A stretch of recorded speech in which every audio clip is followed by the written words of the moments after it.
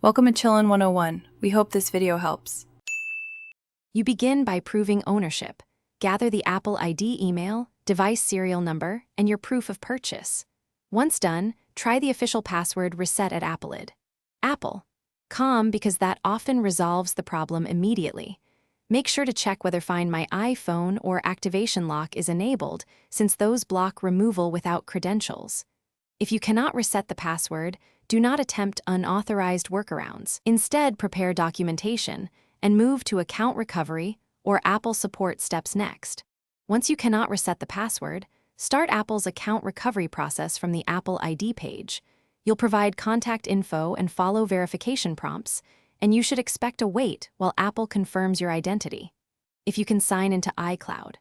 Calm. Remove the device from your list of devices and erase it remotely so the App Store no longer ties to that account.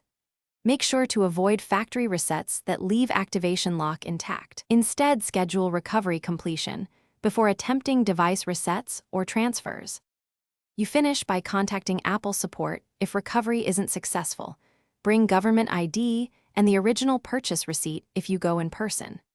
Explain that you need the Apple ID removed from the App Store or Activation Lock cleared, and follow the technician's instructions exactly.